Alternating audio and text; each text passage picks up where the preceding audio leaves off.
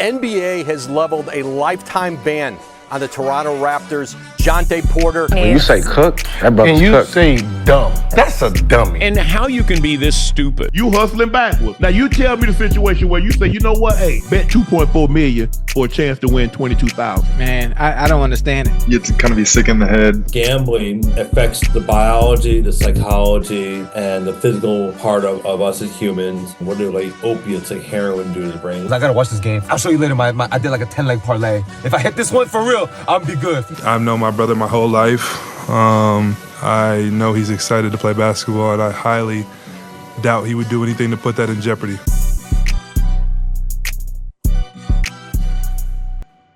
What's up, y'all? I'm Kip Kama 11, and you heard it here first. The NBA is in big trouble. This train's just getting started. From what seems like the NBA nipping this whole gambling problem at the bud, I'm here to tell you that they did nothing but chop off a little leaf.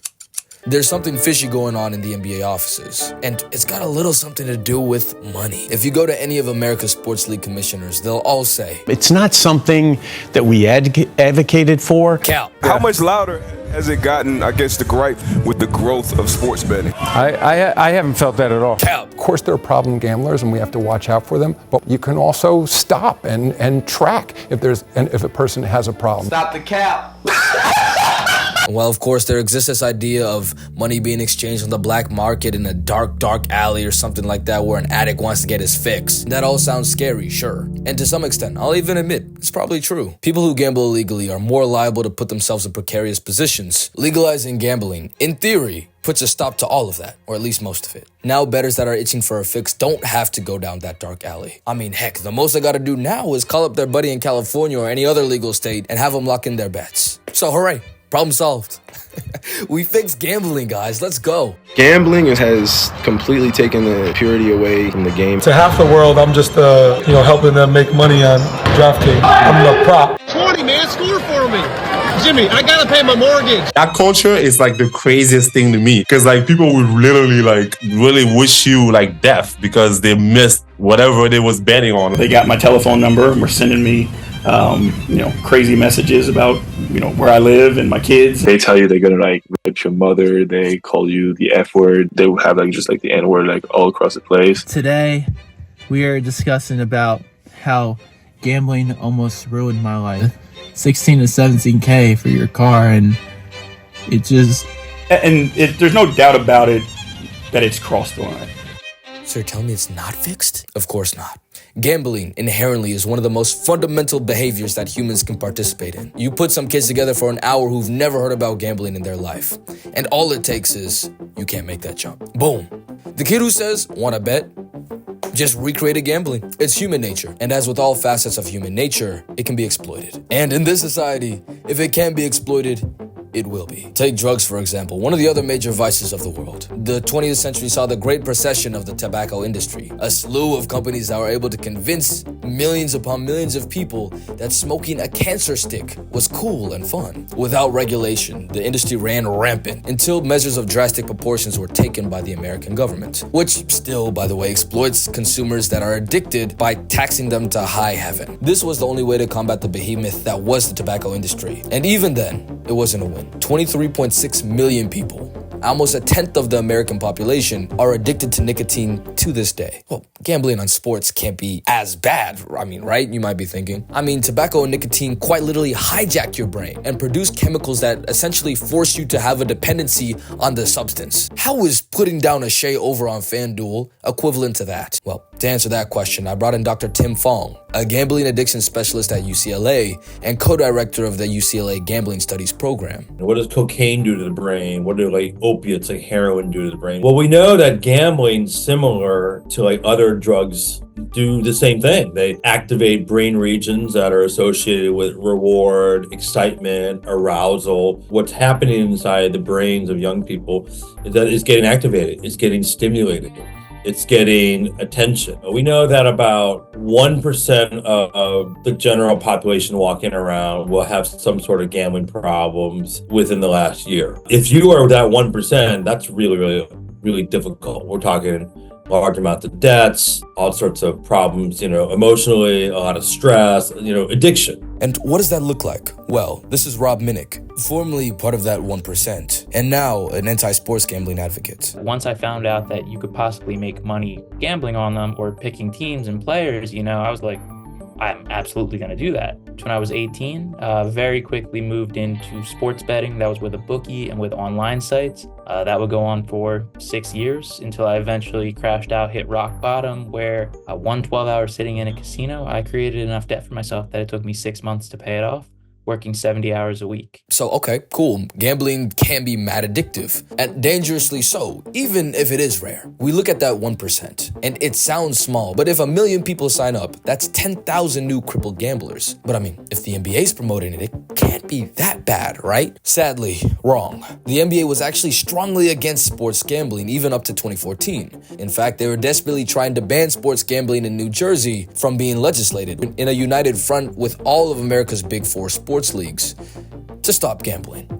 Let's hear why. The authorization of sports gambling in New Jersey would irreparably harm amateur and professional sports by fostering suspicion that individual plays and final scores of games may have been influenced by factors other than honest athletic competition. But this is where the story gets even crazier. We're on like level 1 right now, by the way, and there's like 4 or 5 of these mugs, so buckle up. Not even 1 month later, Adam Silver writes an opinion piece for the New York Times titled, "Legislate and Regulate Sports Betting." Adam, what happened? Well, hold on, let's hear him out at least. Without a comprehensive federal solution, state measures such as New Jersey's recent initiative will be both unlawful and bad public policy. Let me be clear, any new approach must ensure the integrity of the game. One of my most important responsibilities as commissioner of the NBA is to protect the integrity of professional basketball and preserve public confidence in the league and our sport. I oppose any course of action that would compromise these objectives. But I believe that sports betting should be brought out of the underground and into the sunlight, where it can be appropriately monitored and regulated. All right, Cook Adam, that's valid, right? Well, not so fast. Notice how he said protect integrity and preserving public confidence? Never mentioned anything about public health or player-employee safety. But integrity and confidence, well, man, they're in like every freaking statement. Because, of course, say it with me, the NBA is a business. But that shouldn't give them free reign to not do anything about the consequences of that business. Which, speaking of, allow me to take y'all to level 3. Gambling's already been... What? Weird. Gambling's already been seen. We're BetMGM. Gambling's already been seen as a given for a young man in America. And that's a large part due to the obscene amount of advertising that's been pushed out by these big gambling companies. Do y'all remember back in the day where when Bleacher Report posted something about someone winning some crazy bet and the comments were all filled with "Stop promoting gambling, stop promoting gambling, stop promoting gambling"? Where are those comments now? The normalization of gambling is incredibly dangerous, but also predictable. If you see something enough times, then it's not as bad, right? And then if you have comedian Kevin Hart on it, or Charles Barkley, oh yeah, I love Chuck, he's great. And then, oh, is that Gronk, bro? I love Gronk, bro. You know what? Why not just give it a shot? Got him. Here's Dr. Fong. The 18 to 24-year-old young person who sees, oh my gosh, a lot of celebration of making money, having a big life, having lots of stuff. And then they have a smartphone and say, hey, my friends are doing it. This is a great way of making some money quick and fast. You have a world then with the phone, the technology, the gambling apps. Of course, people are going to start doing it. The problem, though, is that some of the folks who are drawn to it don't even know they have the risk factors for addiction. And that when you develop the signs of addiction to gambling, you don't say I have an addiction to gambling. You say what? I got screwed out of that bet. I have a money problem. I have a luck problem. They don't realize, oh, the reason I'm losing continually and having harm is maybe I have a gambling addiction. So what happens then? Well, let's just take a look at our friendly English neighbors. This rodeo's already been played out in other countries like Australia and the United Kingdom. And let me tell you, well, actually, let the Australian government tell you. This is Australian Member of Parliament Louise Miller-Frost, part of the governmental committee that tried to ban gambling ads in Australia. Australians are statistically the biggest losers in the world. We lose more in gambling than any other country in the world. It is a real problem in Australia. We were hearing from people who were coming and telling us that they'd lost $20,000, $30,000 in one night in the course of a couple of hours. We were hearing from people who'd lost hundreds of thousands of dollars. They'd sold their house and they'd gambled the whole lot away in the course of a month. It absolutely is a problem in this country. There's a few regulations. There was regulation in terms of time of day that it could be, can't have gambling ads during children's programs. So there were restrictions on times of day. There was a restriction that required them to have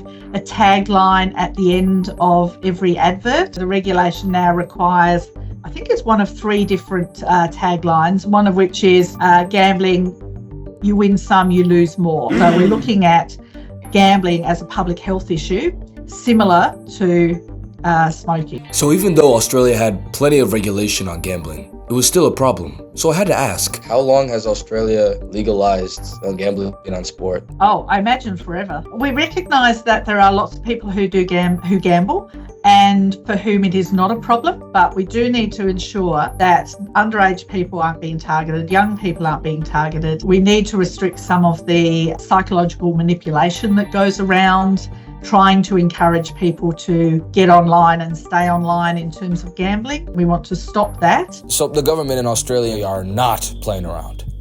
Why isn't it like this in America? Because we're America. Why do we have the biggest fast food deals in the world? Why do we have all these SUVs? We like things big, we like things fast, we like things quick, we like things impulsive. And additionally, sports gambling's only been legal for 6 years. Imagine 10, 15, or forever like Australia. All of these factors make America a prime breeding ground for addiction. Like I said, we're on the start of this train, and the brakes are nowhere in sight. Oh, by the way, actually, we made it back to the US. Let's take the time and get to the 4th and almost final level. Yeah, there's a big boss level after this. Stick around. And like the video and subscribe, by the way. You got to, man. Otherwise, you won't find me. There's an epidemic happening here in our own homes and on these screens. It's been a recurring fact at this point that young men are most likely to be targeted by gambling ads. Not only because they're the largest demographic of sports consumers, but because they're also the most likely to get hooked. Now, where do most young men in America spend the most amount of their time? School. High schoolers are one thing. They have parents and coaches and various restrictions on their life. And the subjects of their betting are far, far away.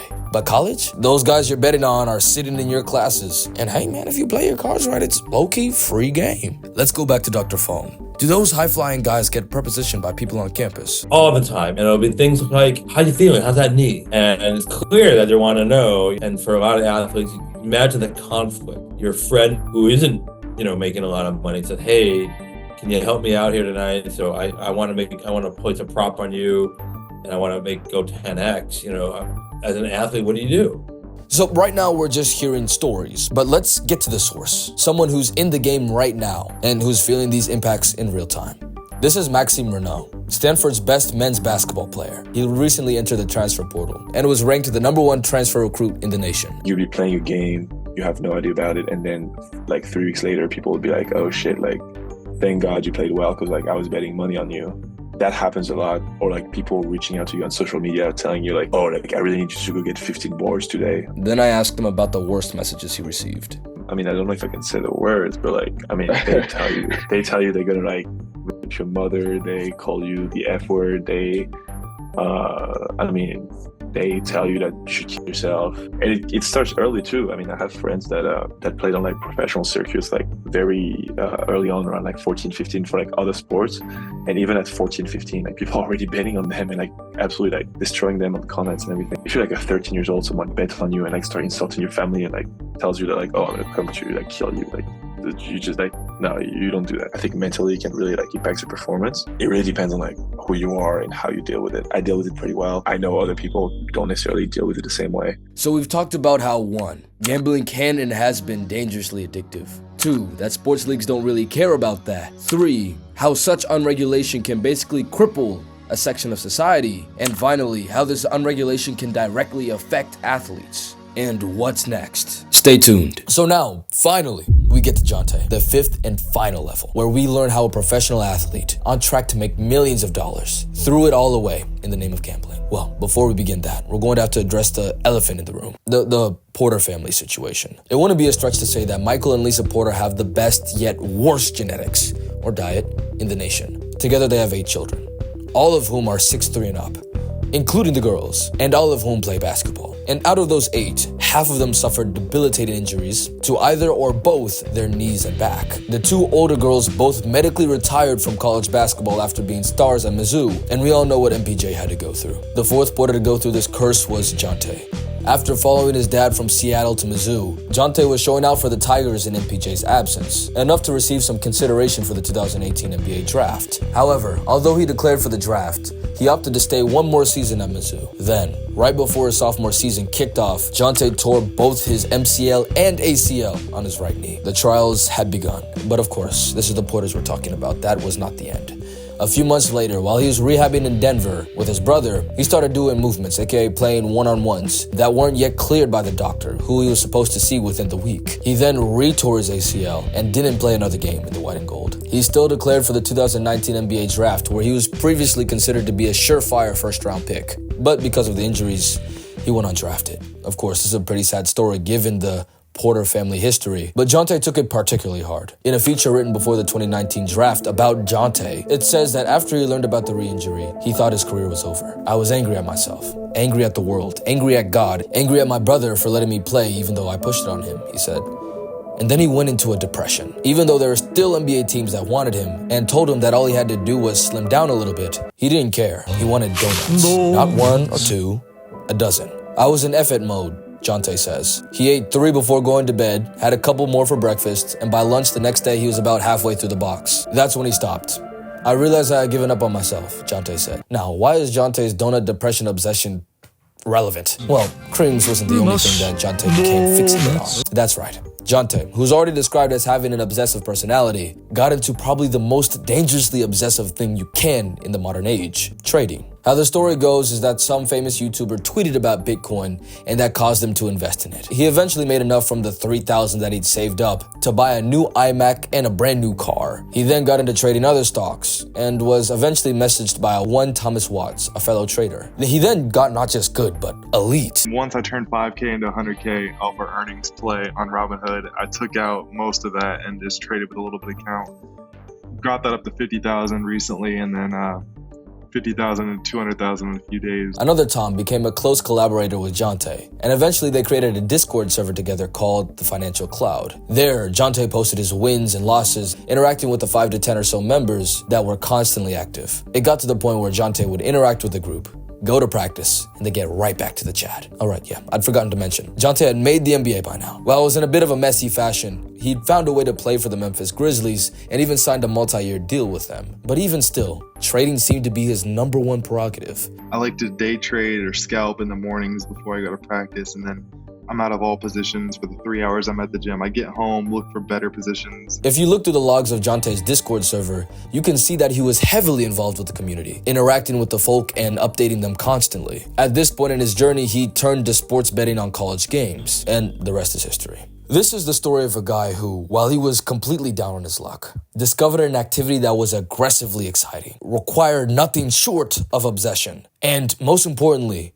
gave him a rush. Here's a guy that took money that he made from repairing iPhone 4s in 7th grade and from working at a freaking frozen yogurt shop and made over $100,000 with it, while in a deep depression from losing his way of life at the age of 19. Can you imagine how that would feel? For his entire life, Jontay felt like a background character to his superstar brother, always molding himself to fit around him. Now he could be the star, and found himself a community that recognized that talent. And all of this happened before he could legally drink. To be honest, I'm certain he felt invincible. Being able to consistently beat the markets in trading is no small feat, with the amount of money he was making, no less. Probably in the millions, even before he made the NBA. He probably felt smart, real smart. Too smart probably, so smart in fact, to the point where when someone approached him about fixing NBA games with his own personal performances, he probably thought, they won't catch me. And then whoever reached out to him got careless, and now Jontay Porter is banned from the NBA. An example for the NBA's biggest issue.